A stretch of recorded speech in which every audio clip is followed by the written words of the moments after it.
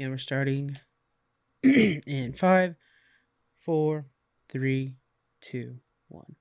Hey all, and welcome to Geek Freaks. I am Frank, and I'm joined by Jonathan, Hey, yo. Squeaks, Squeaks. and Daniel. Hola. There's that Ola. I was waiting for that Ola. All right, so let's start with the sad news, of course. We had Chadwick Boseman. He just passed away from a 4-year battle of colon cancer. I didn't even know he had colon cancer. And if you look at the timeline, that means he was playing Black Panther while he had cancer and stuff like that. Like, unreal. It's very unfortunate and very sad. Do you guys have any comments on the situation? No, it's just it's crazy unexpected. Yeah. We had like two out of like left field people pass away with Kobe and now Chadwick, Mm-hmm. and it's just like, man, you think these people, it's like you think these people are like superheroes, where they're invincible and they're super healthy and all this stuff, and it's like, dang, something from out of nowhere just comes, and it's always someone super unexpected too. Yeah. So yeah, it's one of those things where you just never know. So take care of your loved ones, or talk to them, keep those relationships going. That's a good point. Yeah. You never know when it's going to be the end. And Chadwick is a perfect example of somebody who you thought was healthy as a horse and, invincible. Yeah, it was a good point. Good way to say it. Man, just out of nowhere, we were midstream and then you texted me with it. And then I was like, those watching the stream knew that it was like, okay, we got to stop for a second. I got to, send out, a tweet or something like that to just kind of process it. And that whole night, we're trying to stream, playing a video game, we're trying to be all excited and stuff like that. And just like, man, this is not where my mind's at right now. It's, it's with his family. Anything else you guys want to mention before we move on with our recording? I agree. I mean, this is devastating. It's sad when you lose any celebrity, especially a celebrity that has a positive influence on his community. Mm-hmm. But I mean, people are dying from colon cancer every day, thousands of people, I'm sure. I mean, we don't see it because we don't recognize them or associate with them or something like that. So hopefully this just opens more eyes to the fact that cancer hasn't stopped. It's not slowing down. So we need more support and research. Yeah. I heard that doctors are now suggesting to have colon screening at 45 instead of 50 now. Okay. So it's becoming a younger and younger case. So when he found out he had it was at stage 3, which is already pretty advanced, and then it got into stage 4. So you'd assume that if people were to check often, you'd catch it early on and maybe be able to fight it off. 4 years battle. I feel so terrible for him. But Daniel, did you want to say anything or? Just want to say I'm sorry for his family. It's really hard. It's very hard. Like, just thinking about it, if I lost somebody in my family, I'd be devastated. And hopefully everybody gives his family a ton of support for the loss. Marvel's come out and said some wonderful things. I ended up in our Discord. You guys can check out Discord. We share the link in the description. DC put out a wonderful tweet saying, a hero that transcends universes, Wakanda Forever, rest in power, Chadwick. So it was really nice from DC as well, and just the outpouring of support has been really wonderful. Yeah. So our hearts go out to Chadwick Boseman and his family, and wish them the very best. Okay, so what have you guys been doing lately? What have you guys been playing or watching? Is there anything in particular that's standing out to you guys? I'll kick things off while you guys think about it. Last Kingdom. I just now got onto this bandwagon on Netflix, and oh my God, I'm in love. It's so good. It follows this. The character that it follows is fictional, is Uhtred, but it's actually based on a lot of history, Britannian history. So it's actually pretty accurate, like the Saxons versus the Danes and stuff like that, Vikings and stuff. And it's very, very fun. I like the speed in which it goes. It's like a Game of Thrones, but turned up just a little bit faster. And because it's set in historical times, you actually can like reference to something like, oh, did King Alfred really hide in the marshes and wait to try to get his kingdom back? Yes, he actually did, and stuff like that. So it's been really fun to watch. Really, really excellent characters. Some of the casting on the show is outstanding. I feel like I found a hidden gem, but I know other people have been watching it. Buddy of ours, Scott, he's one of those nerds that read all the books and everything like that. So I'm always like, tell me he doesn't die, stuff like that. But really good. So The Last Kingdom. It's on season 4 already. I know I'm kind of late on this one. Season 4 just came out recently, so check that out, guys. If you're missing your Game of Thrones itch, it's this one right here. So Jonathan, let's go with you. Have you been watching or playing anything outstanding? I've been trying to watch Avatar. I love the series. I could watch it over and over, but I'm trying to get my wife to really understand it, pay attention to it, because I realize it's the perfect medium between super geeky and not. That if we go to cosplay somewhere at a convention, I could totally get her to be Katara. Yeah. But I want her to know who Katara is before I do that. So we're trying to get through that. She's been watching a show called Love on the Spectrum, and she wanted me to mention it. I guess is good about kids with autism and dating and stuff, dating other people on the spectrum or not. Yeah. But I've been playing Raft lately and Sea of Thieves with you guys. Mm-hmm. I never played Raft before. A buddy recommended it. It was pretty cool. It's entertaining. It's just something else to play. But a game that I just saw a video about that I want to try came out a couple years ago. It's called X4 Foundations, and it's like a big space sandbox kind of game. Yeah. So if anybody listening has played that, has suggestions, recommendations, let me know. Yeah, it's a simulator too. It's like every little detail, right, for X4. Yeah. That's really neat. I have to check that out as well with you. Speaking of cosplay and conventions, I'm excited to go back to a convention. And one thing I've always wanted to do is wear cosplay to them. And I haven't because I'm like, nah. But it kind of feels like after this pandemic, it's like, no, when I'm coming back with Fury, man. So I'm already thinking about my cosplay to my next convention. And I'm thinking I'm going to go as King Robert Baratheon. And I'm going to make sure to have like my big tankard of ale and everything like that and go like super drunk and a sloppy king. And I can't wait to do it. It's going to be a lot of fun. If you guys could go to any convention with cosplay, do you have anything in mind? Jonathan, you're thinking Avatar. You got any kind of Avatar guys you want to be? Well, just because I'm bald, I would just be like Aang, but I want to be older Aang that's in Legend of Korra. Nice. Of course, I'm fat, so that's going to be hard, but whatever. Hey, you know what? That's all right. Shit. Yeah. Bring my dog, dress her up like Appa. Bring one of the cats, could be Momo. Your dog actually looks like Korra's dog, actually. Yeah. There you go. That's true. I don't know any good male characters to play from Korra. Yeah, that's tricky. It's okay. It could be Aang and Korra. There you go. Squeaks, Daniel, you guys got any cosplays you guys are looking forward to trying out? Yeah, I've been wanting to, if the makeup could be right, is Emperor Palpatine. That's what I want. Ooh. I've actually said that a few times now, and I'm like, man, I think that'd be really dope with the hood. I'd keep the hood like really low. Yeah. Do my eyes, try to do it like a little sickening yellow eyes.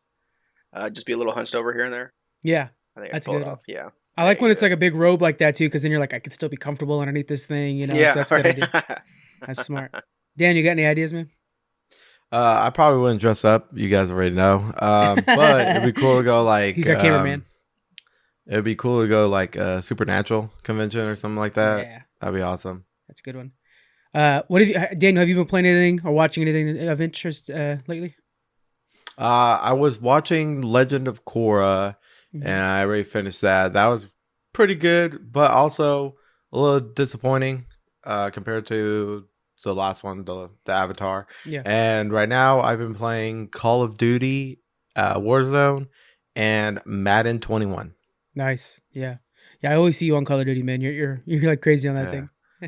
Almost every day. Squeaks, what about you, man?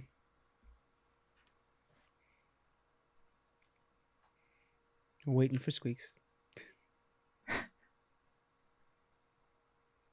Yeah. The stream's all waiting for you, man. It's all good. Okay. Okay, keep going. Yeah. They probably baby crying. All right, so let's go ahead and get into real quick our Audible ad, guys. Help support the podcast. Sign up for an Audible trial at audibletrial.com/geekfreaks. We are currently listening to The Sandman. That's going to be our next book club book. So check out The Sandman on audible.com. Go to audibletrial.com/geekfreaks. All right, into the news. We were going to do a New Mutants review, by the way, but I forgot that it was community night where we do our community stream, stuff like that. So everything's getting pushed back. So New Mutants review next week. Head into the drive-ins to check that out. But you guys can go to the drive-ins. It's a new movie in a theater. So check out New Mutants, guys, if you can. I've been hearing some pretty mixed reviews of like, oh, it's really good. And some people are like, it's just another Fox X-Men. So we'll have to see. We'll give it a shot. Next, Star Trek Discovery is headed to CBS. So Star Trek Discovery, very good show, I think. The first season is going to be headed to the actual CBS broadcast. This is to fill in holes left by COVID-19. People aren't able to film shows. So they're like, well, we have content that a lot of people haven't seen. Here comes Star Trek. It'll be starting September 24th. And it's going to be airing every Thursday, a new episode. This is a great way to bring people into Discovery. Jonathan, what do you think? Do you think this is something people should be recording? Yeah, I think it's a win-win. The only way it could lose a little bit of I don't know, effectiveness or whatever is if people don't subscribe to CBS All Access because they're getting that show for free, because that was one of their big hooks. But I think it's for all the people that don't have All Access. I mean, definitely you should be watching the series. You're getting a premium show for free, so take advantage of it. It's unfortunate that CBS, is having a hard time because of COVID. They're not able to record, so they have less content to put out. But at least they do have premium content that they're able to just put out for free and help fill in the gaps. So, yeah, I think it's a win-win. You think they'll cut it off early, though? Is it just to fill in the gaps and then cut off? Or you think they'll actually continue both seasons? I think they'll do season 1. I think they should definitely do season 2 because season 2 is the better season. It brings in Pike and everything. But they'll probably do season 1, and then filming will progress, and then you have to go to CBS All Access to see season 2. So it might be a way to bring in people realistically. Yeah, but I really then hope you're like, I don't want to. Yeah, because then you're like, I don't want to leave on a cliffhanger or whatever the heck, Yeah. Yeah, that'd be dope. Yeah, it's such a good show too. Yeah. You finished I actually season just started 2, right? watching it again. No, actually, I'm on episode 9. I actually just started it back up because I'm almost done. I think there's 14 episodes. Yeah, so I'm something almost like there. that. Yeah. Yeah. Really good. That final episode I think is better than most Star Trek movies. It's really that good. Dang, really? Yeah, it really is. There's so Season much 2? going on, and they Wow. really did a good job of tying in everything that happened in the season into that final episode. It was very well done. Daniel, you haven't watched Star Trek before, right? No, none. All right, guys, this None is of 'em. Daniel's chance. Hit him up on Twitter. It's Listen at up. Ryzen FTH. Get him to watch some Star Trek with us. Yeah. I've seen the movies. I've seen the 2 movies. That's a problem because there's far more than 2. Because there's 3. Well, 3 Oh, of the is newer there? ones. Oh man, I There's- didn't go. There's Get 3 those. new ones, and then there's 12 Yeah. overall or something like that. Yeah. No, I'm talking about the new ones. Yeah, then Yeah, there's there's 3 3 of of the those new ones. Oh, yeah. And the newest okay. one has I'm one missing- scene. Me and Squeaks, I think, both agree that was really awesome, where they crank in the Beastie Boys and they're surfing along. It Yeah. was I was like, this is kind of dumb and kind of awesome. Yeah. All right, something that Dana's going to know a lot about. Resident Evil series is in the works for Netflix. This is going to be an 8-episode run live action Resident Evil series brought to us by Andrew Dabb, the co-showrunner of Supernatural. So if you're a Supernatural fan, this is really kind of your show. And we got Daniel, who's a fan of both. Daniel, do you think that the guys who make Supernatural can handle a Resident Evil series? Yes, I do. Especially with the way Supernatural is. It's it's dark.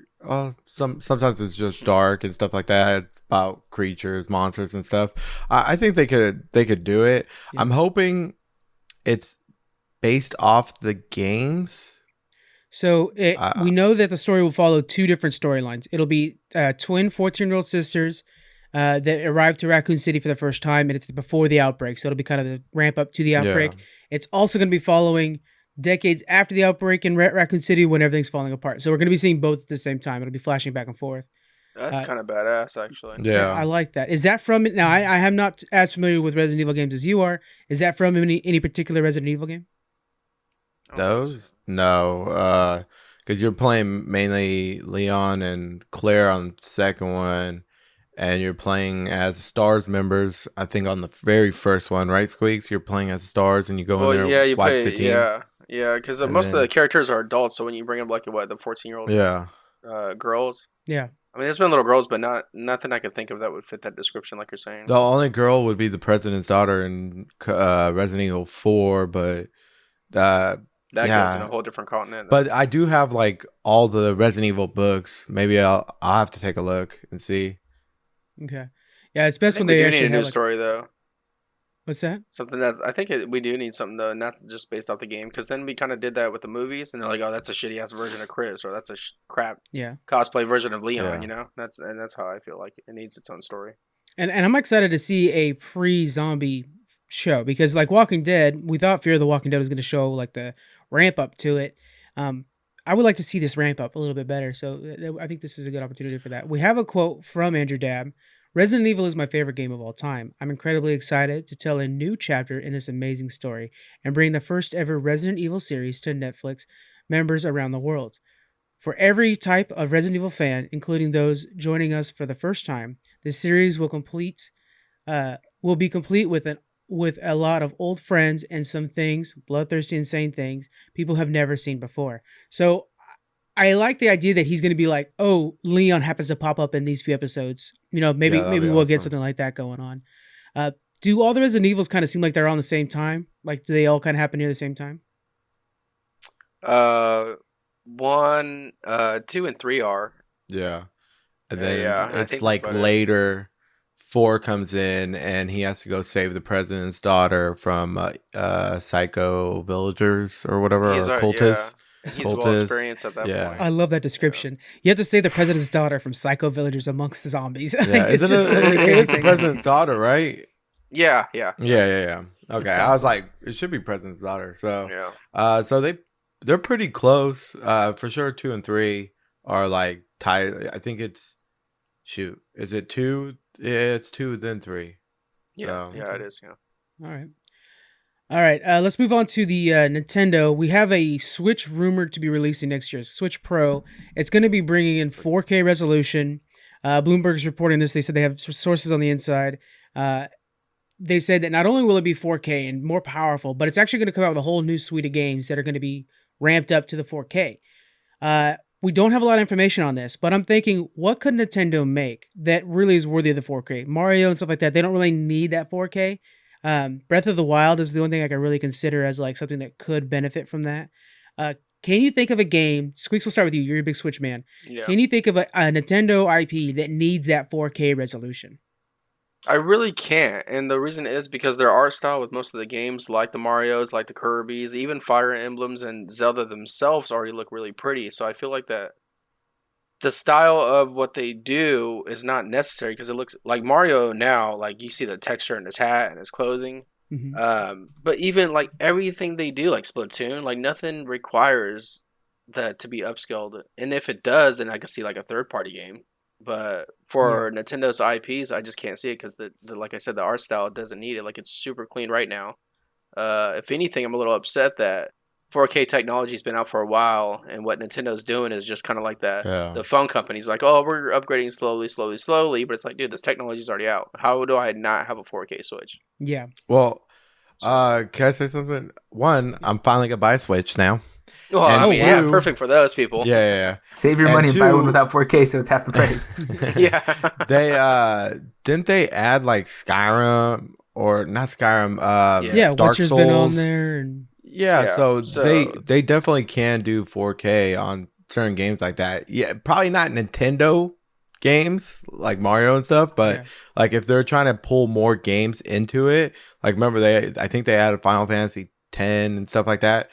So it is needed if you're going to keep trying to grab those games onto the Switch and making their platform a lot better.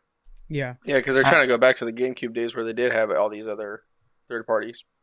Yeah, I agree with Squeaks. This feels like an iPhone 9 release or something. Yeah. It's just like, let's add a small detail and mark it back up to the full original price because we have a bunch, stocked in the warehouse. And I don't know, just a money grab. But yeah, we'll see. Hopefully I'm still paying. It's still frustrating, though, because it feels like, okay, we're getting the next generation for both Xbox and PlayStation, and now Switch is upgrading to Xbox One and PlayStation 4.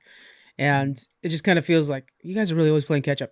I understand that their audience is far different than those two companies. They're not trying to find the hardcore gamers. They're trying to find the people hanging out at home or just want to have fun. But it's like, I know, why can't this happen? Now, I'm looking at the positives on this. I think this could lead to the long-rumored Xbox integration, where we have Game Pass coming to the Switch, because they're not going to let Game Pass come to a Switch if it can't possibly be at 4K. You know what I'm saying? You're going to have some of these great games, Sea of Thieves and whatnot, that look beautiful, show its full, because Witcher got nerfed into the ground. We're seeing footage from gameplay from Outer Worlds on Switch, and they're like literally missing trees because they can't render at all. So it would be nice to kind of have like this be the segue into Game Pass, or maybe even some PlayStation games making their way over. Catching up, really, basically, with everybody else. That'd be huge, though, think about it, because now you could get Game Pass on your phone starting in like 2 weeks. Yeah. For Android devices, so I'm already like ready for that. But damn, and now to have Xbox on Nintendo, I mean, Xbox is going to become like the whole everyone's household. I really like that ecosystem. Yeah. And what do you think if Nintendo partnered with like Epic or somebody to get some of these streaming games like Fortnite or something big on their systems so that they could be. Fortnite is on Switch. Is it? Yeah, but you mean like exclusively or something like that would be pretty big. Yeah, that'd be huge. Then. Yeah. Yeah, it's on Switch already, but that's a really good example of the limitations of Switch, because when they first released Fortnite on everything, if you played on the Switch, you're literally getting less frames per second, so you're actually shooting slower than other people on other systems. So you were nerfed. They fixed it now by making the bullets hit harder and stuff like that, but you were actually weaker when you were playing on the Switch because of its performance issues. So I think overall this is a good idea. Partnering with something like Tencent works because they already partnered with Tencent to bring the system to China. So they already have that kind of relationship. I could see something like that. Yeah. Think of like Fall Guys. Like say Fall Guys was a Switch exclusive. I mean, it kind of fits the image of it. I mean, shoot, man, that'd be a huge streaming publicity just for Switch. I need you guys to buy Fall Guys already. I'm so tired of you guys not playing it with me. So I know. I do want to play though. Only $20 just because of the outfits. Yes. Oh, it's so fun. All right. Next we have the Halo veterans joining 343, which is the studio behind Halo now, to help get the game finished. This is so weird to me. Okay, so 343 and Microsoft, they both are trying to right the ship, and they're bringing on Jason Staten, who used to work on the old Bungie games, so like the original, 1, 2, and 3 Halo games. Staten was a writer for Bungie, and he also is being joined by Pierre Hensey, who did the Halo Master Chief Collection and is the one that brought it to Steam and stuff. So Microsoft says that they're going to be bringing over more veterans as well, and they're just trying to get this job done. You guys already revealed gameplay footage. You guys already did this whole announcement thing. It was why a lot of people pre-ordered the Xbox Series X. It seems crazy that you are now hiring additional staff to get this thing finished. Does this feel like a huge step backwards? Squeaks, what do you think, man? I think this is a huge hit for Microsoft and Xbox, because what we got is now what's your lineup? 1, for Xbox comes out because you just delayed your big game. 2, 343 has been outsourcing to other companies to finish your game. And that's what's preventing 343 to even be on the same page with these other developers. So how are you guys need to get in a room or do something, figure something out? Because I know like other companies have reached out to other, to help out with the game, but this just seems like a huge mess. And now you're bringing someone else in to try to fix your mess. And of course he has the experience, but this just is horrible news for Halo. And I feel like this is just going to be a shit show. Yeah. It feels like it's building up like that. Jonathan, what are your thoughts on this? Yeah, I'm thinking since they already released it for pre-sale, they probably saw really bad numbers, and that's probably why they're drawing in some of what their audience appreciates is the original creators. They don't, I'm sure there's plenty of people that don't care for 343 as much as the original Bungie games. Mm-hmm. So they hopefully are thinking that if they bring these people in, they can do a little bit of a image shift on the game and repackage it, get it ready to sell, and get a whole lot more attention. All right. I think too when you said that with the Bungie and the 343, when I knew that 343 is pretty much taking over for Halo, it did. I don't want to say hurt, but it was just like, man, that was Bungie's baby in creation. It's kind of like if anyone took over Destiny now, like damn, that was their career.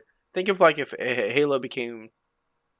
If Halo was the gameplay of Destiny, I understand with the new Halo Infinite, that's kind of something maybe we might get.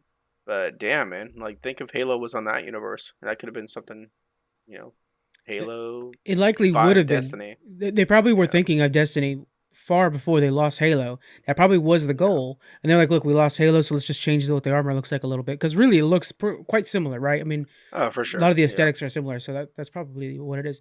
I'm worried about 343. I liked the games they released. Halo 5 I thought was okay. I know everybody dishes on that or bashes on that one. I thought it was fun. But with the way they're doing this, they might need to lose the IP. If you're not taking care of Microsoft's baby, then you got to lose it. So we'll have to see what this is not looking good for 343. I think we might see a shift in developers again after this. Maybe. I like what you said about that. Get rid of the IP. Because in a way, you're right. This is Microsoft baby. It's been his baby since day one with the original Xbox. Like, this is not just their, one their own IP. This is what made Xbox basically. Yeah, it really is. Yeah. Do you think there would ever be a chance that 343 would get pulled out and Bungie brought back in to make the next Halo? I know. I'd be pretty excited for that. Yeah, make a Halo version of Destiny. That's the thing is, if they bring back Bungie, the big benefit to that is the hype that it would build instantly. As soon as you say Bungie's making, I mean, people are pre-ordering it day one. The game would take 4 or 5 years to develop, but we'd already be excited the whole time. So, yeah, we'd have to see. I don't know. It's all on the fence. And the idea of bringing in a new studio, I can't think of a studio outside of Bungie that really would be capable of doing this. Maybe if they were to get the team that does Gears. But even that, you know. Yeah, I know you'd be fan of that. I'm just kidding. I'm just kidding. Rare. I trust Rare. Put Rare in charge of this. But yeah. All right, let's move into the next thing here. We have the Call of Duty Black Ops. We know it's coming out November 13th. We got a lot more information on this. This is also part of Gamescom that we're going to be talking about later on. Real quick, if you guys pre-order the Cold War game, you're going to be able to get Operator Frank Woods. He's going to be added to your Modern Warfare and your Warzone right now. So, sweet little perk if you guys are excited for this. I know I'm going to be pre-ordering Black Ops. I'm going to be doing with all the WoW Gold because that's just how I do things now. But it's pretty amazing. You guys are going to be able to get a campaign, multiplayer, and zombie mode out of this, including Warzone upgrades. So if you play Warzone like Daniel over there, they're going to be kind of adding in ideas of like, oh, this is now a Black Ops map, and that's a Black Ops map. So Daniel, I know they've been doing some stuff right now with Black Ops. Can you speak to what's going on in Warzone right now? So they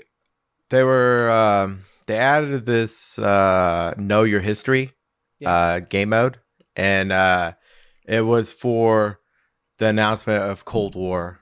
But before that, they had like they started doing like these secret missions in Warzone or in Plunder you could go into, and then it was like all on website. It's like a secret, top secret mission, and you're trying to figure out all these clues every single day. And what they were saying is that people from Call of Duty were watching these streamers do it, and every time they would unlock the thing that day, it would uncheck, or it would like, you know how like people highlight black marker like top secret information. Well, it like a little information would pop out, and it was for like 5 days, and then all of a sudden it was an announcement of Call of Duty. So then they added Know Your History. So you go into this map, you have to find these 4 map codes, and then you go to a certain place to unlock something else, and then you have to, like, towards the very end, you run to Stadium, and then it's like boom, cutscene. You get to see the Call of Duty trailer. It's pretty awesome. The Call of Duty trailer Call of Duty's doing. Yeah, did they actually stop your game and show the trailer, or was it on like a billboard?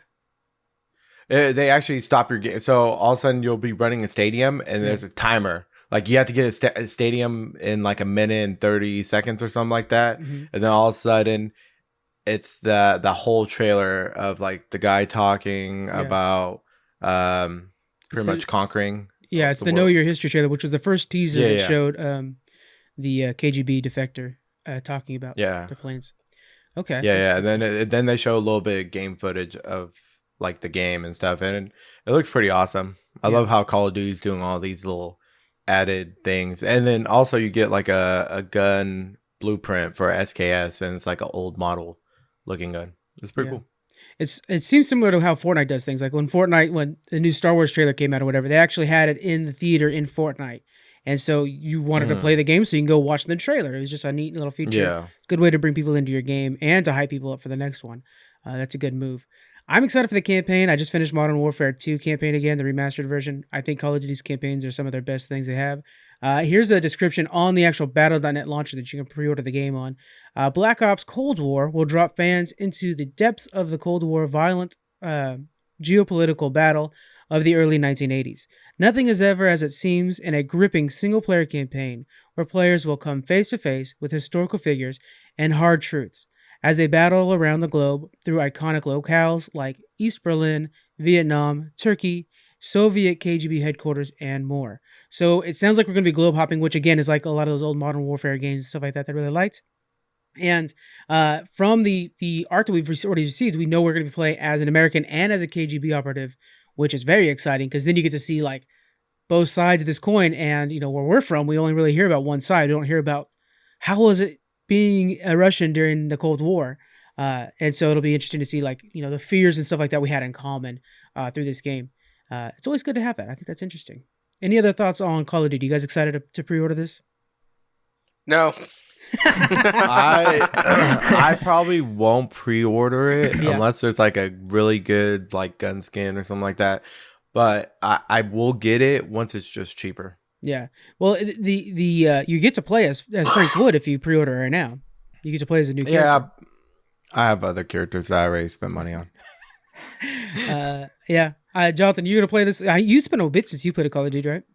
Yeah, it's been a while. I think Modern Warfare 2 was the last one I played too, which was great. But yeah, I probably won't get it. Okay.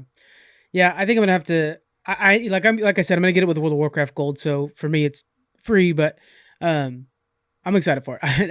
Again, they sold me with a campaign. That's where I'm all in on these things. Yeah, it's pretty good. All right, let's go ahead and talk about Gamescom. We've had Gamescom now for 3 days. It will be 4 days in total. This has been a deluge of trailers. It has been crazy. Day one, I think, was, of course, the highlight. It had a lot of these big titles out there. But we also got to see some stuff on, like a lot of the indie titles on day 2 and 3. Before we get into this, is there any one particular one that's just like, oh my God, Gamescom, you killed it with this? Anything you guys seen? A lot of gameplay stuff out there. Jonathan, have you seen anything that looks super good to you? There's a lot of pretty good looking ones, but nothing that like I have to stop and make sure I get. Just stuff that I might try out. Yeah. The first one I noted was the Sims 4 Star Wars. That looks kind of cute. Yeah. And I told you guys earlier, I'm gonna try to get my wife to play that to kind of segue her into other games. But it looks pretty cool. It's like a classic Sims game, but it has a lot of details, a lot of customization and stuff, and it's all Star Wars themed, so there's nothing wrong with being submerged in a Star Wars world. It's been a long time since I played a Sims game, and I think that might actually be the first time I come back to it in about a decade. Yeah, because you could actually change your house and everything over to so you look like you're actually living on a Star Wars planet. Yeah, that's dumb. Yeah. Daniel, did you see anything of note that you thought was like, oh, this is perfect? Yes, actually a few. So, Gotham Knights look really cool. We got some gameplay on Gotham Knights. Looks good. Yeah. I'm super excited about that. Mm-hmm. And then World of Warcraft, Shadowlands. Yeah, we're gonna go deep on that bad boy. Yeah, I can't wait for that. And Tony Hawk, Pro Skater. I've always wanted a skateboard, and I used to play the games, never skateboarded, but I'm excited for this game too. yeah, we got some more footage on that one. A lot of gameplay out of this one so far. Yeah, Tony Hawk. I cannot wait to get into that. I'm gonna buy that day one, and then we'll stream it, so you guys can see how somebody fails at that game. But it should be really good. Squeaks, did you have any highlights that you wanted to make sure to point out before we go? Well, so basically what we're going to do is we're going to go through like all of day one, and then we'll kind of talk about sporadically day 2 and 3. But any highlights you've seen so far? Yeah, one of them I think I am kind of digging, like what John said, that was the Lego Star Wars trailer. I thought it was kind of cute and fun. Yeah. I mean, I know that you can play the Star Wars games already, but just kind of having one set would be more convenient. Rune 2 looks pretty neat, actually. I was kind of interested in that one.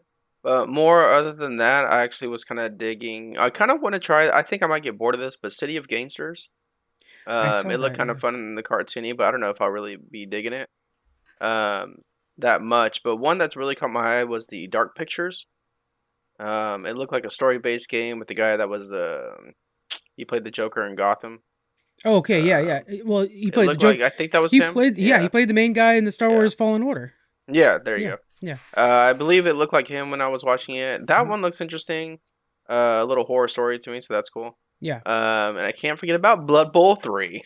Dude, I know, right? I was like, I'm excited for this game. That's crazy. Because I played one of them long before, and it was kind of glitchy, so it really like killed my vibe. Yeah. But hopefully with number 3, it's smoother, better. You would think so. There's a ton, like especially day 2 and 3. I kept thinking like, man, I cannot wait to get these free on a Thursday from Epic Games because there's so many like really cool looking, really small indie titles that I know are gonna come to us free.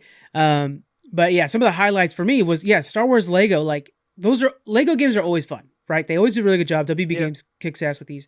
But the Star Wars one, this one's gonna be the complete Skywalker saga. You can play from the very beginning prequel style.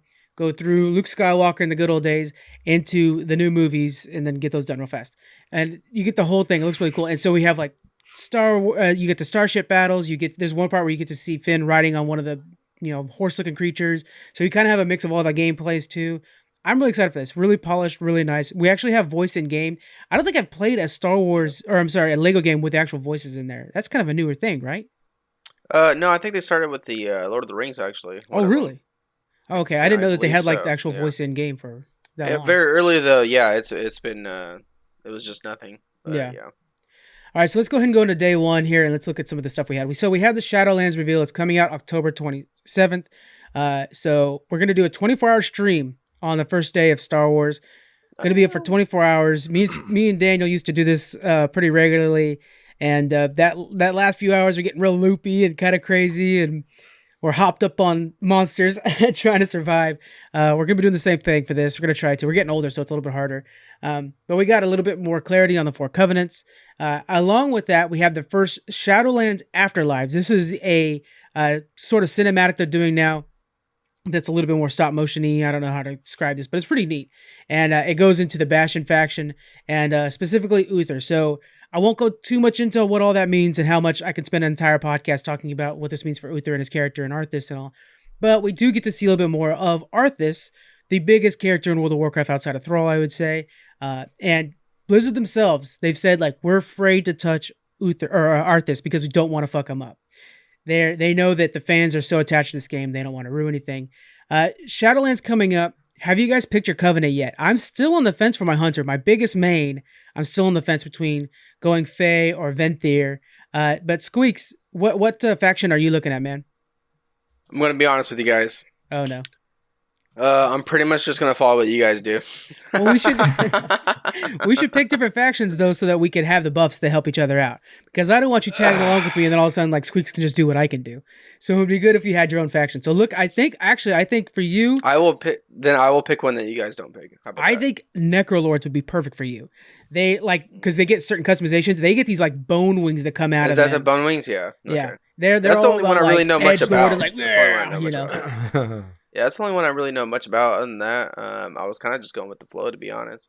During the questing for the Necrolords too, you work with Draka, which is Thrall's mom, and she's like all savage warrior badassery. So that'd be a lot of fun, I think. I mean, you're the guild master. You tell me what to do. Yeah. Oh, yeah. That's another thing too. We'll have to talk about that later on, because I kind of started a guild called Geek Freaks. It was just like for my bank alts, but maybe we'll actually like all join it. Real thing. Yeah, we really doing this. We do have right now. Yeah, I think we are. Guys, join us on World of Warcraft Tichondra server.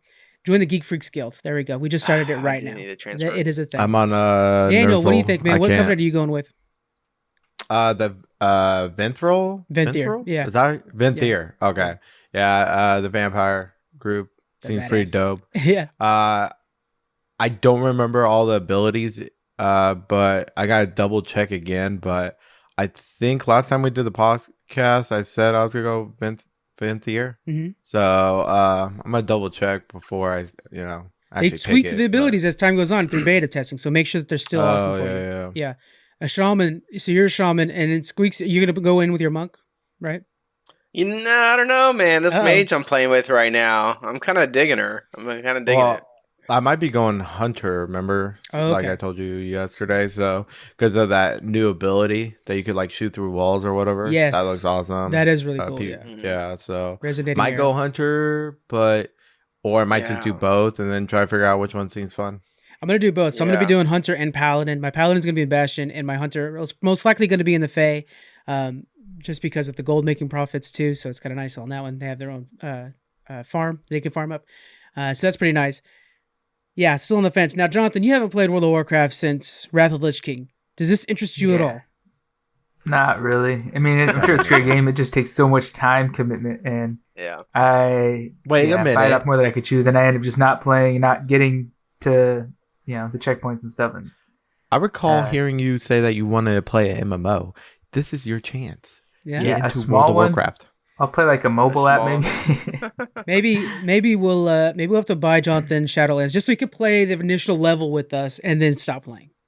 Honestly, the best thing would probably be I just log on to one of your guys' accounts and help quest your guy up in levels or raise like a. That's so fun. Okay, I got a game that we could all try once they figure out what they're doing with it. New Worlds. Let's all get it. So It seems fun. I streamed New World. I played it. I was in the beta, and it's just okay. It literally is aimless because it was a survival game. And they're like, no, we're gonna make it an MMO, and I'm like, okay, so what is my goal in this game? And really, there is none. I'm just farming, and so it's a beautiful game. I think it has a lot of opportunity, but yeah. Anyways, we'll do a World of Warcraft like we always do whenever there's something big coming out for a while. We're gonna do a World of Warcraft focused episode late in October, so you guys can get hyped along with us. And hopefully you guys are as excited as the three of us are. Next up we had Fall Guys Season 2 sneak peek. We got to see some of the new skins coming to Fall Guys. I'm fully in on Fall Guys. You guys need to get on board. The new one's going to be all medieval, and it's adding a couple new levels and some skins. One thing I really like about Fall Guys is the skins are earnable. There are some DLCs you can buy in the beginning, but these are, assumably going to be earnable as well. Specifically, I want the knight skin, that you look like a knight, and then when you look like a wizard, they look really cute. Yeah. Fall Guys, it's so good. I wish you guys had just played already. I mean, the more we talk about it, the more I'm like, let me just add money to my Steam wallet right now then. You should probably do that like while we're doing this. I mean, if you guys hear clicking in the background, it's Squeaks stepping up to the plate. We also have a new reveal from 12 Minutes. This is probably the most anticipated indie game in my wish list. 12 minutes. You have 12 minutes to figure out how to stop your own murder. You're in your apartment with your wife. It's an overhead cam. Somebody knocks on the door. It's a guy pretending to be a cop. He kills the both of you. And then it resets. And you have 12 minutes to figure out how you can stop that from happening. And it keeps changing. What they revealed in this new trailer is they're adding to the cast. This cast is going to include now James McAvoy. He's going to play the husband. The wife is played by Daisy Ridley from Star Wars fame. And then either the narrator or the villain, which I think will be both because it's Willem. Willem Dafoe is joining. So that's, your Green Goblin from the original Spider-Man. Hell of a good cast joining this thing. And it's funny because when they first announced this game and had a trailer, entirely different cast. Now we're seeing something new. I'm pretty excited for this game. You guys can watch all these trailers on our website if you'd like. Some really stellar stuff. So that's pretty big.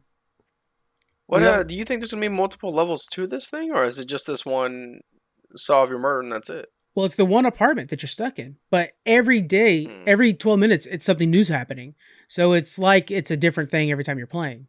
Okay. Yeah. As you're progressing, you're trying to figure out like, okay, well, if I like the original trailer was really good because it started off with you already done a few 12 minutes and your wife's like, oh, happy birthday or some shit, whatever. And you're like, we're about to die in a few minutes. So this is what we need to do. And you're like trying to explain to her. Yeah, exactly. Your reaction is exactly what happens. So then she's like, no, it's not. And then the cops knocking on the door like, hey, we're here to, they're like, oh, we should answer this. He's like, no, trust me. Do not answer that phone. And then of course she answers it. The guy shoots her. It's a whole mess. And that's kind of neat, actually. Yeah, it's pretty cool. We have a single player showing for Star Wars Squadron. You guys playing Star Wars Squadron? This is the hell yes, I am. Day one, I'm stoked. I like playing as the ships on Battlefront. Yes. Yeah, Battlefront. So hopefully it's a little bit more intuitive than that, which it should be. I mean, it's a game just for solely based on it. Yeah. 100% buying this game right away. The single player mode looks really exciting because to me it reminds me of the old Star Wars Battlefront 2 campaigns where it was just like conquer the galaxy, you know what I'm saying? Yeah. And it's less about like annoying story that I don't care about that's not really well written. This is much simpler and I think a game I can go in and out of. It looks really good. Squeaks, yeah, go ahead, Squeaks, sorry. No, I was gonna say because one thing that I really like too is all this like first person views out of the cockpit, and so hopefully I don't know if that's a thing you could change it out, but I actually think I'm really gonna stay that way. Another thing too is how much customization there is between your pilot yourself and your ship, so it really does make you feel like it's your own personal ship, kind of like how Darth has his and Kylo has his. So I'm gonna be the next Darth. You are. Here's our next Jar Jar Binks, guys. Oh God, Misa's so bad at this game. Yeah, I'm pretty excited about it myself as well. Daniel, are you gonna be picking this game up? What's the plan? It looks fun. I might have to, but it'd be awesome to play it on one of those older like joystick controllers. Yeah, you know what I'm talking about. That's a good idea. I think back then they used to have them. Yeah. For like the simulators, like the flight simulator awesome. controller. Yeah. That'd be super awesome. Yeah. It looks fun. It'd be cool, especially like if you could go against friends or something like that. Yeah. The multiplayer, like 1v1 or something like that. That would be awesome. So I'll definitely get it if you guys get it. All right, so one of the big features I'm looking forward to in this game is you could either play kind of easy mode where you just steer your ship in the right direction, or you could play full simulator mode where you have to worry about focusing the shields in certain directions depending on where the fire is coming from, using your boosters left and right instead of just like go forward and things like that. You could actually make your ship much more efficient if you're able to do that, but it takes much more skill. Jonathan, knowing Star Trek and stuff like that, which I know I just said Star Trek, not Star Wars, but in Star Trek you have to focus the shields and you have to actually know the systems well. I think that gives you and me an advantage in this. What do you think about that? Oh, God. and Squeaks. What do you think about that? No, I think it's cool and it's good for the fans to have that kind of I don't know, detail, I guess, the focus of specific details. But I think it would be fun, kind of like when we play Sea of Thieves, you have to man the sails and know when to drop the anchor and that kind of stuff. So yeah, I think it would make piloting your ship more interesting instead of just point one way and then go make a cup of coffee because it's just going to keep steering that way. So yeah, it sounds like more fun with those kind of details. Jonathan's audio. There we go. Yeah, I'm excited for it too. Can you hear me now? Yeah, I can hear you now. Yeah, we just dropped it for a sec, but you're good now. But yeah, I think you're right. Yeah, it's going to make it a lot more interesting and much more focused on what you're doing. All right, so just real quick on the rest of the day one stuff and kind of day 2 and 3. Ratchet and Clank, we got to see more gameplay footage, real bright and beautiful. I'm excited that the fans voted for PS5 for me. So I'm buying the PS5 day 1 because the fans voted for it. And I appreciate that, guys, because after we found out Halo's delayed, I probably would have been swayed that way either way. And now I can't wait to buy Ratchet and Clank. The Medal of Honor thing, Daniel, you were real excited when you saw this Medal of Honor trailer. Then I had to break the news to you. This thing's a VR mess. Yeah. Yeah, you just broke the news to me right now. Yeah, I was super excited for it. Just playing the original Medal of Honors. Yeah. They were so much fun. I think there was the Rising Sun. Yeah, was it Rising Sun? Anyway. That was the Pearl Harbor one, huh? Yeah. Oh, man, that one was fucking good. Oh, God. Yeah, I was super excited when they said VR. I was like, okay, well, that game's dead. It's not even just VR. It's Oculus. Okay. Yeah, that's even worse. Yeah. No matter. So if you look at the graphics actually look pretty bad. It looks like early Xbox 360 or Xbox One, late 360. And yeah, it's done by Oculus and therefore Facebook. And so I don't trust it now. Yeah, it's a shame that they don't just come out with a straight up game. Medal of Honor used to make fantastic games back when they used to compete with Call of Duty like step for step. It was really nice for us. Yeah. We also have the new Doom Eternals, The Ancient Gods. Squeaks, you're a big Doom Eternals guy. You're a big Doom guy. What do you think, man? You gonna pick this up? Yeah, I will pick it up. One, because you're right. I really like Doom, and I think it's just a lot of fun. With this, because I'm getting a multiplayer, so I think this will be a different feel with just like a run around and shooting games. Yeah, with all these different powers and stuff. So, with it keeping the same gore and high intensity, I'll definitely be getting this game. Yeah, and then we have these ancient god characters that look like they're way more powerful than you've seen in the past, with different set of abilities. And this is part 1, so we're gonna get multiple parts. What was just announced today is that you don't actually have to own Doom Eternals to play this. You could actually just buy the DLC and play it by itself, which is very interesting that they're doing it this way. Yeah, kind of feels, I don't know if that's a good thing or a bad thing. This could become a new standard thing for the industry, which I'm not gonna hate. That'd be really nice. Yeah. So because if you think about it, like, okay, so let's think of like other games that might do that. World of Warcraft kind of does something like that, where if you buy Shadowlands, for example, you only need to buy, I think you need to buy like the latest expansion before that to get the whole game. So something like that. But they say with like Destiny, if I bought the new expansion of Destiny and it came with all the expansions before that, which I think might be something they're doing, actually, now I'm thinking about it. I think that's a good way to do it. It gets new people in, Yeah, because that's actually what they are doing. Because I just recently bought it for the PC. Yeah, because I'm playing on PS4, so it did give me Osiris and Forsaken. Forsaken, yeah. Yeah. We have Beyond Light coming up real quick. That I think I'm going to jump in for that one because I'm farting around in there right now, just leveling a new character, and I need something better than just like this is old content that it's not that interesting. So that'll be good. Anything else from Gamescom you guys care to mention? Because we have a lot of stuff. We have the Dragon Age world that shows the world and it's beautiful and stuff like that, but not a lot of gameplay.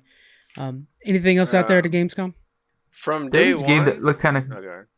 Sorry, this game looked kind of cool called Space Based Startopia. Mm-hmm. That was, to me, it looked a lot like Roller Coaster Tycoon. Yeah. Where you have a space station and you have to keep all the people on there satisfied. So feed them and I don't know, first aid and entertainment and all that. Condition the environment and stuff like that. So yeah, they look kind of entertaining. I don't know. Those are a lot of fun. Those are the kind of games where you're like, it's 1:00 in the morning. You're like, all right, just a little bit longer. I just got to see next mile. Civilization does that for me. That's a good one. Anything else for you day guys? one me is Crash Bandicoot 4. I hold Crash in my heart. Yeah.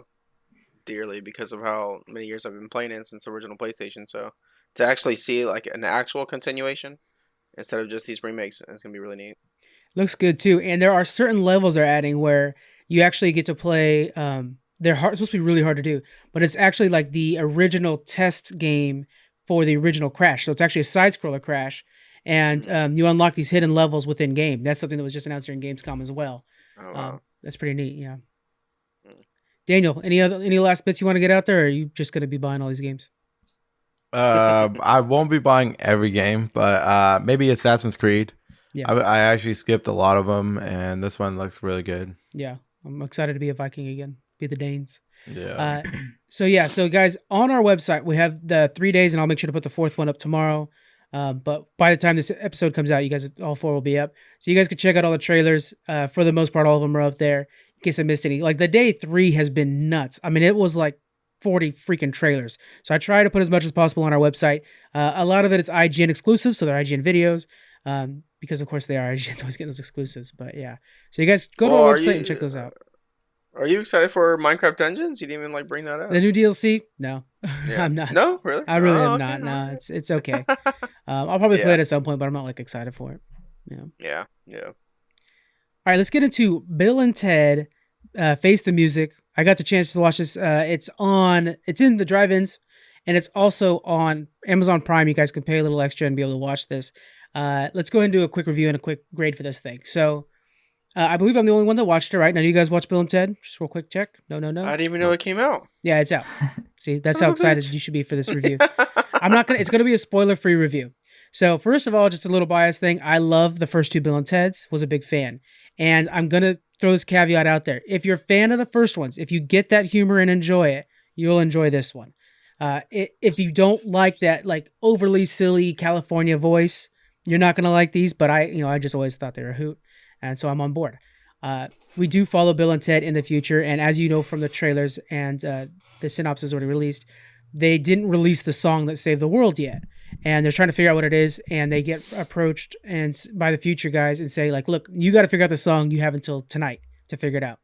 Their idea is, well, let's go to the future because obviously we saved the world in the future already. And we can figure out what the song was. While they're doing this, the 2 daughters are actually having their own actual Bill and Ted adventure where they're going around in history grabbing the best musicians to make a new band. It's a lot of fun. So whoever was in charge of casting and casted the 2 daughters nailed it. They are exactly Ted and Theodore and Bill, and it's just so much fun watching them try to like, whoa, man, like that whole thing. It's really good. You really are getting 2 different movies, one with Keanu and one with the two daughters. And it's heartwarming. It's fun. It's a blast to watch. Again, if you are a fan of the original series, you're going to really like this new movie. They do modernize, like the graphics and stuff like that are, of course, stellar compared to the old days, while still bringing in huge hints, like they actually use the old school phone booth and when the phone booth's firing up with electricity running down it and stuff like that, the old cheesy ways. They still use some of those old graphics so that you're falling in love with it again from the past. I'm giving this an A, and it's rare that I give something an A, but I'm actually giving Bill and Ted Face the Music an A because I'm a Bill and Ted fan. If you're not a Bill and Ted fan, I think this grade is far lower for you. But as a fan, I'm giving it an A. I can't suggest it enough. Watch it on Amazon Prime. You pay a little extra and you could actually watch the movie. And it's really good. You guys have been Bill. I know, Jonathan, you and me watched Bill and Ted a lot as kids, right? Yeah. Oh, yeah. I think you might like this movie. It's really good. They actually bring back Death, too. And I like how he's like this badass bass player, but after the events of number 2, they kind of set up this thing where like, oh yeah, he's just hanging out with him now. And just a little bit, not a major spoiler, but you find out that they had a falling out like a classic band would, because Death is like, yeah, but we should put out an album that's all about bass. And they're like, no, nobody wants that. So they had like a classic falling out with the Grim Reaper. So it's a lot of fun. It was a hoot to watch, and I can't suggest it enough, guys. Give that one an A. Let me know what you guys think when you guys do get a chance to watch it. All right. Let's move into our eSports desk. This is going to be the final part of the episode. We're actually doing better than I thought. This is going to be a short one. As for eSports, have you guys been watching anything of note lately? I myself have been watching a lot of the Overwatch stuff. It's getting into the playoffs, and we're going to get into the championship soon. Going for Shock and Spitfire. But anything of note that you guys have watched recently? I'm staying with the Overwatch. Keep track on that. But yeah, you're right. The playoffs are just around the corner. And Shanghai Dragons are have a nice lead on top. But other than that, they're all going through. So, yeah, that's pretty much what I've been keeping up on. Yeah. Daniel, I know you're usually watching those streams, man. What kind of esports have you been watching lately? Right now, I've been watching League of Legends LCS. It's in the semifinals right now. Mm-hmm. And yesterday, it was TSM versus Cloud9. And it was actually a really good match. TSM 4th seed and Cloud9 was 2nd seed. And TSM actually won 3-1 against Cloud9.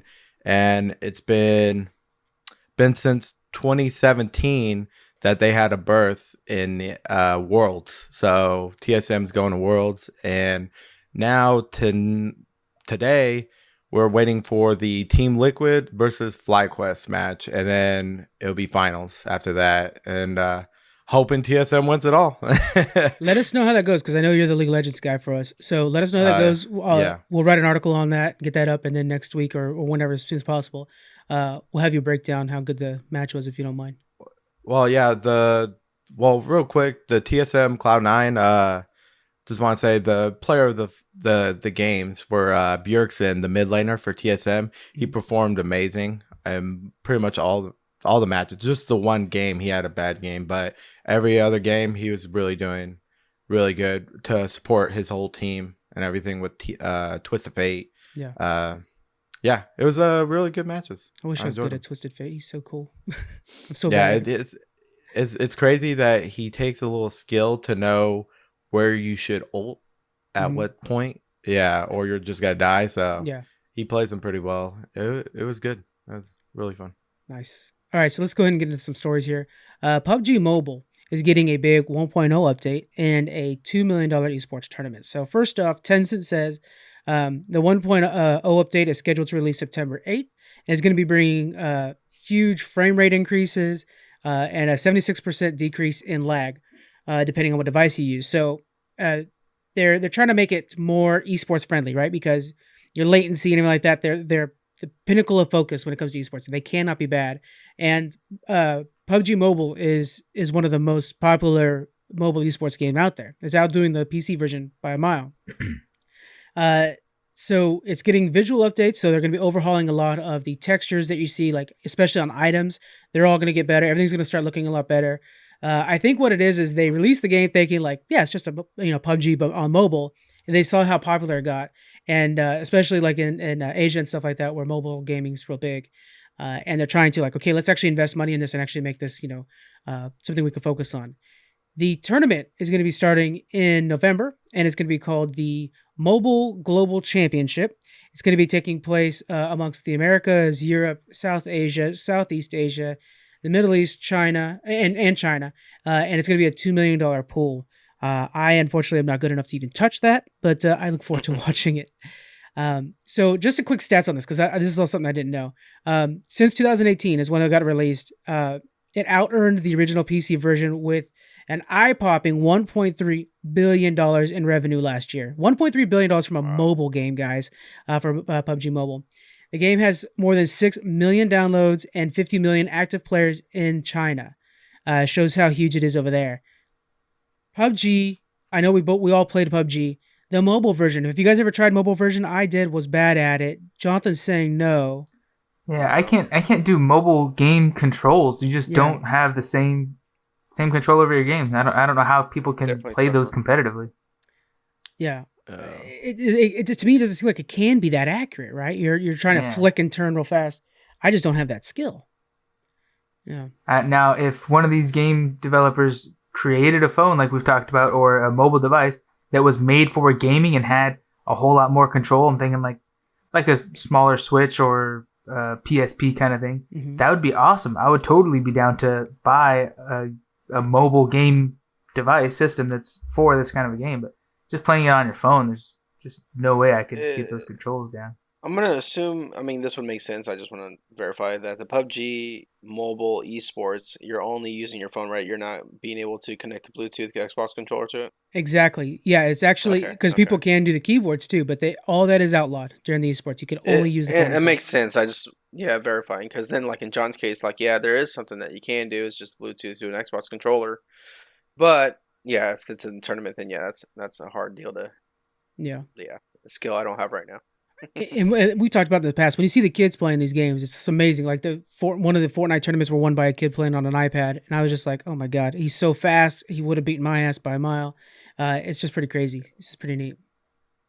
All right, maybe not me though, because I've been pulling up these dubs on Fortnite. So. Well, yeah, just okay. Let's get this out there. Let's talk about it in the podcast. We recorded late. Those watching the stream, we were about 30 minutes late because somebody was getting a dub. That's with big old quotes in Fortnite. That was Squeaks. He won Fortnite. He beat the other 12-year-olds and kicked butts. Yes. Giving you props where they're deserved. It's the 12-year-old language. Yeah, well, we can't use cuss words. We'll have to pay money for that. There's no way. Okay, League of Legends, the esports team is going to be partnering with Spotify for their Music Hub and podcast. For some reason, we didn't get the exclusive podcast rights for League of Legends, but they are working with Spotify to make a League of Legends focused podcast, going mostly over the esports and stuff like that, and talking about new champs and how they're balanced when they're released. So that's pretty interesting. I think that's pretty cool that a company's doing that. They're like seeing the growing market of podcasts. Of course, that's good for all of us industry-wise.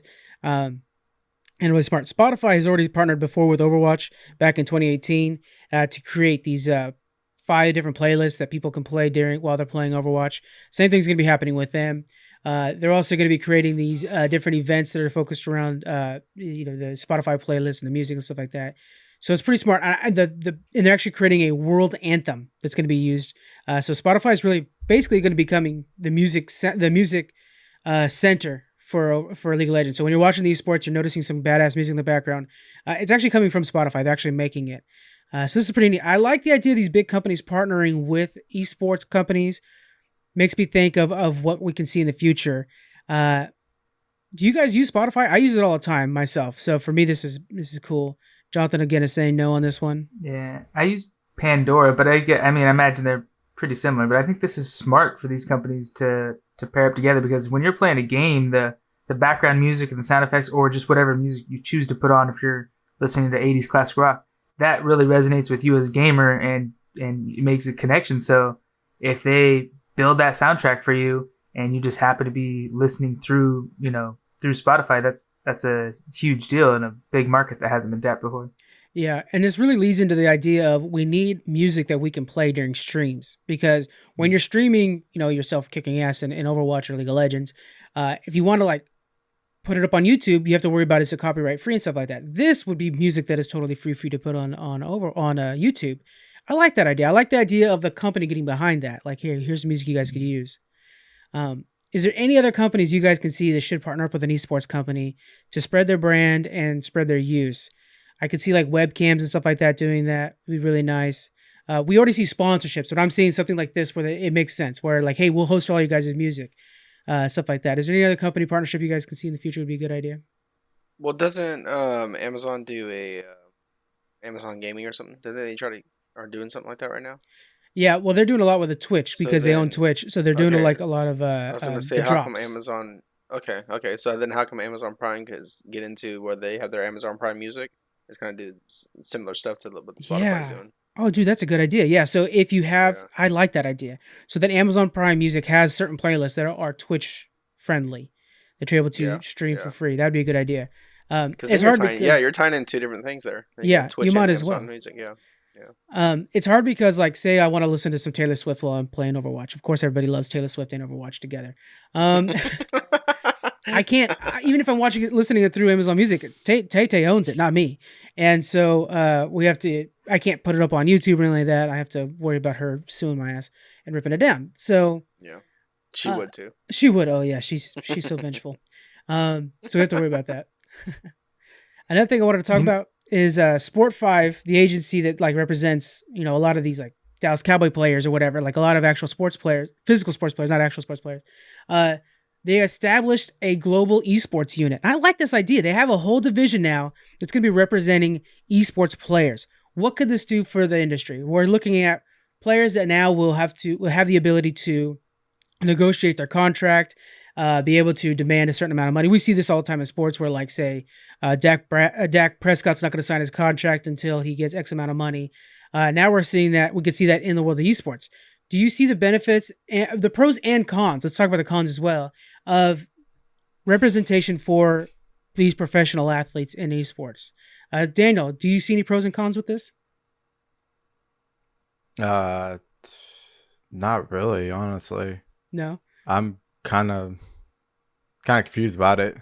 I'm going to go with pros for the quick fact that it actually gets us more immersive into esports. So it's like, okay, cool, they're playing a game, whatever, but we don't know much until, like, when we got into Overwatch, then we saw, Sinatra? Yeah. Sinatra. Yeah. Mm-hmm. Go into Valorant. That's like, oh, that's the news, but it kind of gets us anything that's more put on blast in front of our face and makes us more immersive in this world. I mean, because we could talk about football, and I mean, you could talk about the Cowboys and shit, know, like, you know, who's signed and not signed because Dak Prescott thinks he's a lot better than he really is.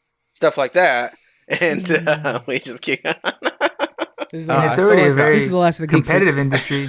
This will make it more of a lucrative industry because, like with NFL, you're gonna pay whatever it costs to go to the game or buy their merch and stuff like that. So they're making a ton of money, but their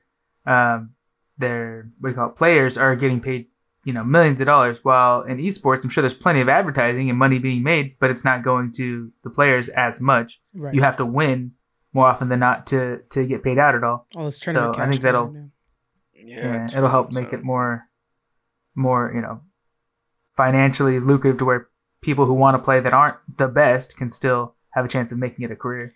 That's one of the things we talked about, like last week with Blizzard and unionization and stuff like that. This is a chance to fairly play these esports or pay these esports players, because even if they're not winning, it's not like they're not constantly practicing. And this is in lieu of other jobs. I mean, this is their employment.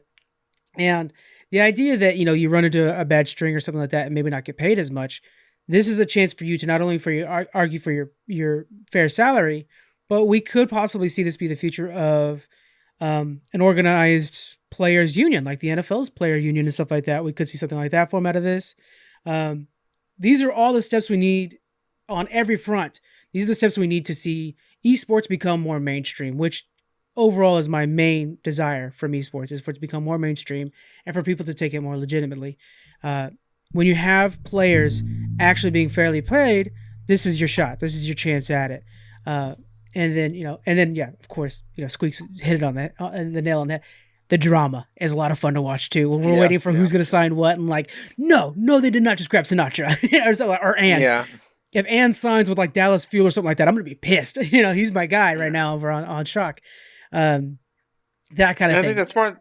That's smart, like what John was saying too, because like if these teams are investing all their time, even though they suck, well, the suckiest NFL team still gets paid. All the players. I mean, they're still in contract and whatnot. And when that contract sucks and you're the shittiest healer on Overwatch, well, then we're going to pull a new one in. You know. So I think needs to be some pay because of all the time that they are devoting, like what you were saying, with all the practice. It is basically their full-time job. So, I mean, if you want to keep this league alive, you got to... I mean, I don't know what fair pay is because I don't know what's, you know, the money really racking in for everyone. But, you know, I mean, there's got to be a paycheck somewhat coming in. Not just because you won a tournament. Yeah, and that's a good point, though, because we don't know what fair pay is, and we won't know until there's representation within esports. And I'm sure there already is a level of representation. It's just not something like... When you have one of the biggest guys like Sport5 saying that they're going to get into it, that's a name brand getting into it. That's like, oh yeah, we all make sodas around here, but then also Pepsi wants to get in our soda business. You know, it's something big like that. We won't know what fair pay is until we start getting more player representation. And then are we going to see this? Or do you think that teams will have their own organizations as whether organizations are going to play them now or pay them now? Because then you're going to think like, okay, well, this guy's going to get a couple million, while this guy gets like 400,000 for the year. I can see that. I mean, if it gets that big, I can see that too, where it's not so much as, is Blizzard Overwatch going to pay these players, or it's now the Dallas Fuel runs their own salaries and whatnot, you know? Yeah, you know, I'm not sure how that works. I would assume it was the teams, but it could actually be done by the organization. It could be done by Blizzard or whoever. Or I'd much rather see the teams do it, have them full control of their team. Yeah. So. And they have salary caps and stuff like that too. That would make much more sense because then you have that desired, I'm grabbing this player, I'm grabbing that player. I like that idea. Creates more of that drama. Yeah. Squeaks signs with the Gladiators for $2 million. Squeaks never wins a championship again. Or Gladiators. Team Portugal wins the World Series though. Because of me. You and me right now. Look, Team Portugal, you guys, I know you guys checking this out. You guys got right here. You got 2 Overwatch players that we know we could be valuable. Yep. I'll be a tank. Squeaks could usually be heals. I'll be a healer. Well, he could be pretty much anything. But pick us up. We got you guys. I'll be your Orisa all day. I got Orisa. All right, last bit of esports news. We got Post Malone. You guys know Post Malone, of course. He's pretty awesome. He just joined Envy Gaming Group and is now going to be part owner of Overwatch's Dallas Fuel and Call of Duty's Dallas Empire. So now Post Malone is now part owner of an esports team. 2 big ones. A statement from him is, I grew up in Texas. I've been gaming my whole life. So this just really felt right. I have always wanted to be a part of bringing gaming into the professional sports world. So to be involved with Envy is doing in my hometown feels like such a perfect fit. So it kind of reminds me of like LeBron's when he kind of tries to work on his hometown thing like that. So he's trying to bring more money, bring more focus into his hometown. This also works with Envy Gaming. They announced last month that they're working with Vindex to put in esports venues in North Texas and actually put in stadiums and arenas for esports in North Texas and kind of make it a new hub for esports. Texas has embraced esports before, so we could see something like this happen and this become the new home. Post Malone's big name to bring in this, and of course it brings more attention to esports. I like this idea. Could you think of any other celebrities that would bring more attention and be good for esports?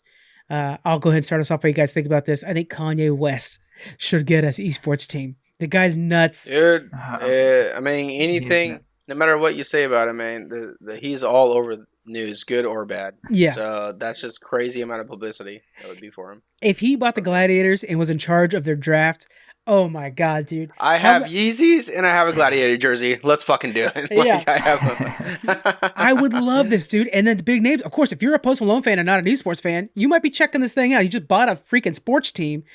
Let's see what's going on, you know? Any other big names out there that you guys think would bring some good attention to esports? Jack Black, for sure. Oh, that's a really good idea. Yeah. I could totally see him doing this too. Yeah. You guys are fucking rocking this one right now. I think I forgot to mention it last week. Actually, now I'm thinking about it. Jack Black is going to be in the new Tony Hawk game. He's actually, oh, really? Yeah, he's actually a character that they just data mined out of the game. He's going to be in there because he works closely with Tony Hawk on a lot of small projects. Tony Hawk's actually the one teaching his kids how to skateboard. Yeah. You guys got to watch Jablinski games. It's fantastic. But yeah, that's a good one. I like Jack Black as part of the esports arena. That'd be cool. Drew Carey, he owns the Seattle Sounders, the soccer team. He could be involved in this too. That'd be a good one as well. There you go. I know. Well, then you could kind of do. I think Henry Cavill would be a great one since he has all the publicity with his gaming PC. Like it can hit crazy news everywhere. So yeah. And he loves the game. I mean, it's awesome that we're gonna get like Post Malone, which is so funny for him because he's a Cowboys fan. So it's like Dallas. The more Dallas than Post Malone, it just makes sense, right? Right. So Henry Cavill would be dope. Yeah, I like that idea. Anything for you, Daniel? And you got any celebrities you think would actually be good for the company? Oh, you said Jim Carrey on Seattle Sounders. I think Drew Carey. Yeah, Drew Carey. Yeah, that's right. Yeah. Well, Rick Ross owned a League of Legends team, and but then this whole issue happened. No, not Rick Ross. I'm sorry. The Lakers player Ross. What's his name again? Looking at you, Squeaks. He played for the Lakers.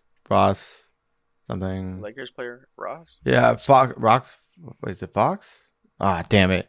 I already forgot his name, but he was an old Lakers player, and he owned Echo Fox. Terrence Ross. I don't remember his name, but anyways, any big NBA player, honestly, or football, pretty much. It would hype him up, especially Echofox. Just all of a sudden, got so many fans when he got announced. Rick Fox, I think. Oh, okay. Yeah, he owned an LCS team, and it made a big fan base for Echofox after that. That's a good one. That's a good idea. Yeah, if you already have a sports team, a sports player get involved. That's just fan to fan. That's perfect. And then especially if you go to those games like he would. and just sign autographs and stuff like that. I mean, you're already pulling so many more people just right there. Yeah. Okay, so that's it for our articles on esports. If you guys want to watch some, we have some upcoming matches. September 3rd, we have Houston Outlaws taking on Boston Uprising. That's on Overwatch. Washington Justice takes on Vancouver Titans. That's both on the 3rd. On the 4th, we have London Spitfires versus the Hunters. You guys can watch that. For LCS, we have on the 1st, which I think this is when it's coming out, we have Spain's Giants taking on G2 Arctic. And then if you're looking over at Dota, we have on the 3rd, we have Nigma taking on OG. We have Team Secret taking on Evil Genius. Evil Genius should be able to win that one pretty easily. And then Counter-Strike coming up on the 2nd. We have a lot of matches. A couple of the highlights is Team Vitality's taking on Ninjas of Pajamas. And then we have FaZe Clan. Of course, everybody knows FaZe Clan taking on Mouse's Sports. FaZe Clan should be able to win that because they're jerks and can buy everybody. So should be a pretty easy win for them. That is it for us this week, guys. I'm excited for all these games that got announced during Gamescom. Yeah. I think that's really my big focus is how good Gamescom was. My wallet is going to be hurting the holiday season, man. It's going to be rough. Got a PS5 and all these games to buy. Quick question for you, Frank. How many dogs are you going to get on Sea of Thieves? Wait, are dogs coming to Sea of Thieves? I was going to say, are dogs Sea of Thieves? Oh, yeah. You guys didn't see that one? No. I didn't see that. Yeah. Oh, come on. No. Yeah. yeah, they're releasing dogs. I assumed you guys saw it. We just kind of passed over it. I've got my monkey and my cat already. I got to get the dog. Oh, right? I mean, and are you going to name it after one of your 2 dogs? Or I'm going to have to get 2 dogs. Yeah, I'm going to have an Aang and a Beans. Yeah. That's pretty funny. funny. I want a chicken as my pet. Chicken would be That's cool. what I'm waiting for. Chicken. Oh, man. They already have chickens in the game. You just I know. find them, I wish them. you could capture them and like tame them so they can follow you. That would be amazing. I love my parrot. Yeah. You missed a hell of a crazy night last night. It was so rough. So me, Daniel, and Jonathan were playing, and first off, we downed one of the big guys, and then some ship rolled up on us, took our stuff, and then they logged off. So I was like, "Why'd you?" First off, that took us forever. Yeah, right. That took us like half an hour of fighting one guy. And then my controller, because I use a gamepad, or not a gamepad, but basically a keyboard. My keyboard lost all its hotkeys, so I could only attack with a sword, bring out my shovel, or bring out my compass. That was all I can do. So I could, even during the quest, I'm just like, I got the compass, guys. Where are we headed? That was it. That sounds so frustrating if I was sitting there with you guys. It was a lot of fun. It was a mess, but it was a lot of fun. You missed out on a good night. What did you get the treasures out of it though, or you just completely lost it? We ended up getting some other treasures, but we lost from that killing that one guy. We lost everything. Yeah, because they logged off and it was just us and them on the server. So then it made us change servers. So all of our stuff was gone. Wow. So yeah, this is a real pain. But it was a good boss fight and good to learn how to fight him anyways. Yeah, we practiced. Go back and nail it a lot better next time. I don't think Daniel's on board with trying to fight him again. That should give me a headache. We need 4 people. We need 4 people. Once you learn his attacks too, when he's going to do what, then it's a little bit easier. If we were to line him up where the cannons from the ship could fire at him, I think it would help a lot too. And bring some barrels. Barrels would be important. Okay, guys. Until the ship gets rocked by a blast. Yeah, it's true. Yeah, we got the things coming from the skies. Ugh, it was a mess. If you guys want to support the podcast, audibletrial.com/geekfreaks. Check out The Sandman. By the way, The Sandman is an original from Audible. So that means that if you go for the Audible trial, you can get The Sandman, an additional original, and an audiobook of your choice. So you actually, can get another Audible book this week or this month. And join us in that. We'll be going over that next month, mid-month next month. And then Discord link will be in the description if you guys want to join us on Discord. If you see nobody on there, just kind of connect, and one of us will probably hop in pretty soon. A lot of times we have the Discord open for chat, but we don't actually join voice until we see other people join voice. So feel free to join us, guys, and just keep things cool. Don't be a jerk. And that should be good. That's going to be it for you guys, for us this week, you guys. Thank you guys for joining us, and we'll talk to you guys later. Bye.